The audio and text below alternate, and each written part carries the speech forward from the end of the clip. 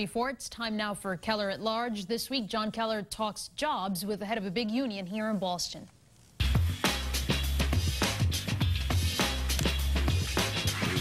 Well, good morning. Thanks very much for joining us.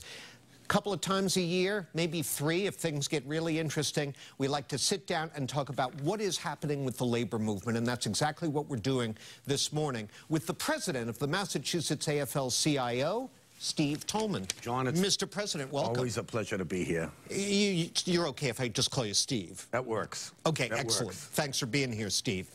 So, late last month, the Supreme Court heard arguments in the case of an Illinois public employee who claims he shouldn't have to pay a so-called fair share fee. He's a public worker who declined to join the union. Nonetheless, in 22 states, including Massachusetts, workers like this still have to pay a basically reduced dues on the theory that they benefit from the activities of the union in negotiating contracts, even if they're not a union member. He says it's making him pay for political activity that he doesn't support.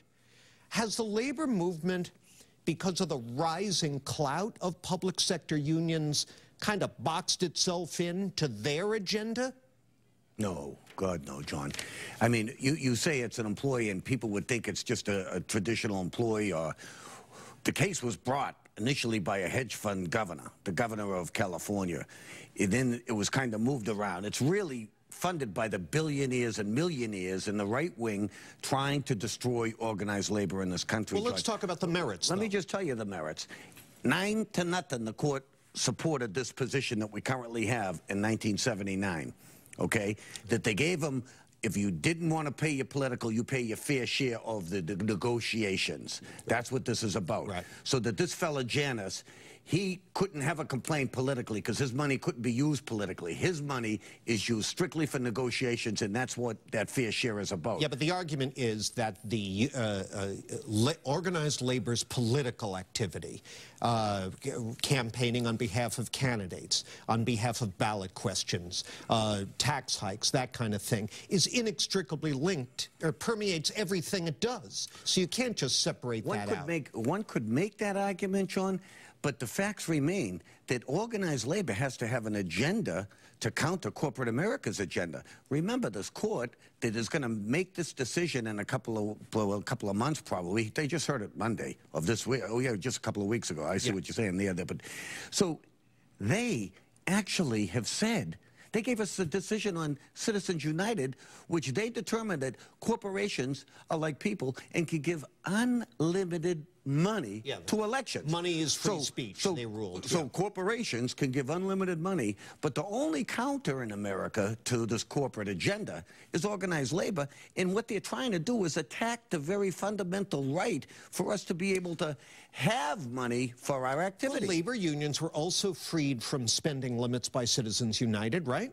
Not really. I don't think we were, John. No, we have very strict guidelines, and we can't give unlimited money like that. Yeah, state laws, but... Well, you know, the courts made that decision. They determined that unlimited money, not towards individuals, towards elections.